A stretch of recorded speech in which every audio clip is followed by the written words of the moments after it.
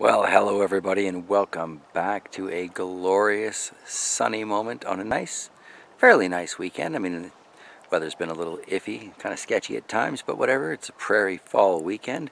Sure, it's not technically fall, but from the temperatures earlier today in my garden, it's fall. So, we are testing yet a new camera. You may notice a different image. You may notice a different sound. We are still working on sound. I have found a mic, but I need to save up for another couple checks before I can get it, so please bear with me. At least we can hopefully enjoy improved image as we go. Yeah, with that said, this isn't really about the camera. This is about the garden. So let's take a look at what's going on. And I want to start with the mouse melon that Jacques has been reminding me for the last 3 weeks, quite dutifully, that I need to put in the update so she can eat them. So here we go. We'll start with the mouse melons. Alright, enjoy the video. So over here by, the goldfish pond, we finally dug it this year, and that has been a lot of fun to have around. We have the cucamelons, also known as mouse melons. These are another little treasure sent to me by Rob Bob. But here we have a really nice example. This is fully grown. This is as big as it gets. They are wonderful. It's an entire cucumber kind of explosively packaged in there. Jacques is absolutely in love with these things. I thoroughly enjoy them myself. Seems to be about 50-50 response with the kids. Some of them think they're kind of sour. Some of them think they're just amazing. But they are a lot of fun to grow. And this plant, survived the winter downstairs, came back outside. I thought it had died, and then Jacques noted a little bit of life at the bottom. I brought it over here. Here you go. 2-year-old cucamelon plant. Who knew? That's a mint, semi-aquaponically growing there. I mean, it's growing more like a bog garden than anything else right now, but you can't really, maybe you can, see roots growing all the way along there that these mints have just thrown right out. Like, that is some crazy growth. So I think we'll probably transfer this pretty much as is into the top of the fish tank when we take the fish back inside. I'm sure they're going to be less than thrilled with their much smaller indoor enclosure, but it's that or freeze. So if they really knew what their options were, I don't think they'd be that upset. Let's take a look at the pepper patch here. It's not too bad, not too bad. Very pleased with how well the habaneros have done.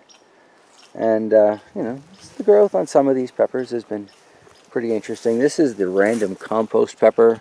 Never really did get anything out of it, but at the end of the season it's really put on some great upward growth. Quite nice to see. And then this here would be, this is the Trinidad Scorpion Butch T-Red, I think one of the two that came out. Now I don't believe this one has any pods on it, but stepping carefully through the plants here, we did see one the other day. Hopefully we can get a decent look at it here with the camera. Been doing some tests, but anyway, it's just a tiny little thing right now, but with luck it'll ripen up a little bit. Looks a little more wrinkly and scary than the one that grew inside, so that will be interesting. Got the ahi fantasy in front of it here. A few little peppers forming on that. Not too bad, not too scary. It's an ahi, so that'll be nice. Mentioned the other day the monster dill that was growing in the pepper patch. This would be what I'm talking about. Lovely volunteer, very lovely indeed. There's orange habaneros up front. A couple peppers forming on there, but not expecting anything. Really, the front half of the garden has been a write-off. Gotten maybe 2 peppers, I think, out of this so-called Santa Fe Grande. There are a few more still on there. Nothing much to email home about, though. It is the habaneros here that have done the best. And, as always, you get these wonderful little tiers of pepper plant growth, and which with each tier seem to get quite an explosion of peppers. Too little too late. in the case of most of these Caribbean reds.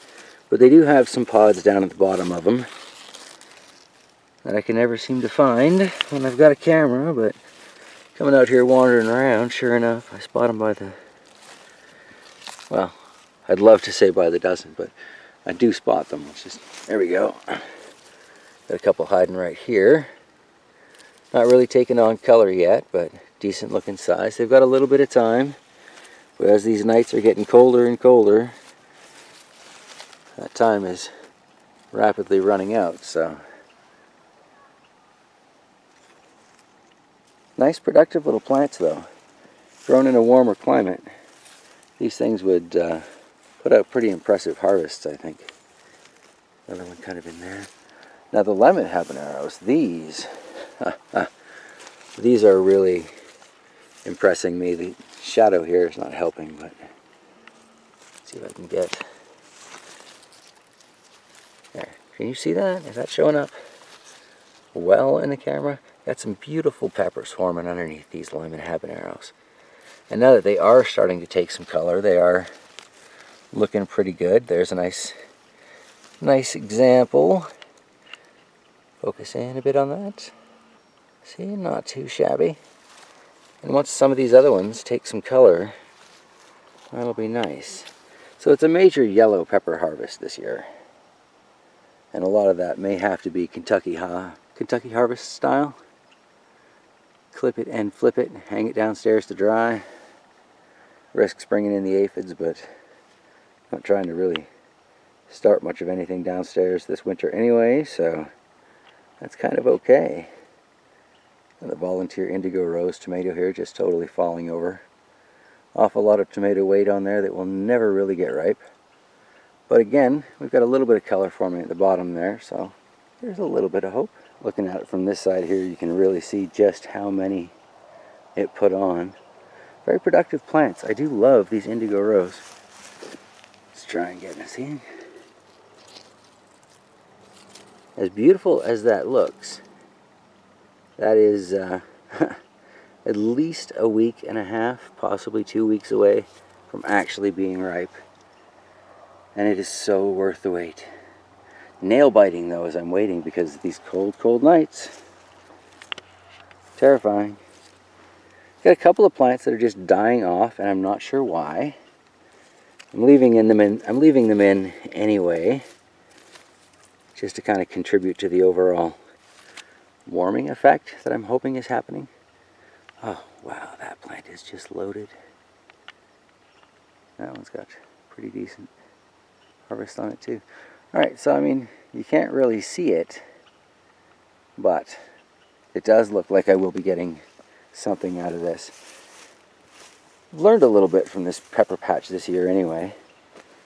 Learned actually a fair bit from the garden this year really, but as much as I thought this was going to be enough space, I really do need to look into maybe 2 feet apart for next year's pepper patch. You know, among other things. Definitely sold me on the value of mulching things down. Spin and take a look at a sister's patch here. Lots of fun. Lots of weeds and stuff growing up in here. Volunteers, as it were. But I think they've been helpful to the overall effect. Interspecies growth and stuff. These beans are just huge. Never really grown broad beans before. Definitely going to have to keep at trying this in the future. Lots of fun. They have totally taken advantage of this little fence that I put up for them. So that's fantastic. And I think I've mentioned this before, but we are definitely going to go with a teepee style situation, probably up in the fairy garden for runner beans in future years, because the hummingbirds were very drawn to these. And they've been putting out the flowers all season long. So that's great for them, and it's great for the pollinators. Gotta like that. Speaking of flowers all season long, this pumpkin still putting them out. It's delightful. There's a nice one for you. Isn't that beautiful? Just loving it. Learned a fair bit about pumpkins this year too. y'all have been along for the journey, so I don't need to repeat most of that. But oh, there's me again. Starting to get a little bit of color on this beauty, so that is exciting. Little fly, you know, for scale, I guess. Finding a few more of these forming in random places. Never really going to amount to much, but just letting nature do its thing. Another good one there. Where was it? I found one growing like in the middle of the corn patch when I was out here earlier.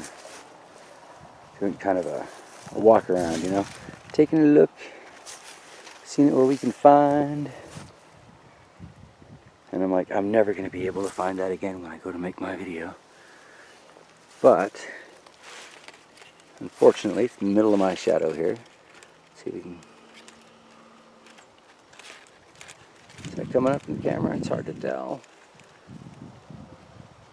The shadow in the shot and glare on the screen. That is so much fun. Anyway, yeah, there's a pumpkin growing in the middle of all that. Some of these volunteers have gotten rather tall. Shucks keep telling me this is lamb's quarter. I don't know about that. But it sure likes the garden conditions. A lot of these corn just kind of been falling over with the weird windstorms that we've been having. I'm going to have to harvest them pretty soon. But again, I'm just leaving things as they are. There's an interesting example.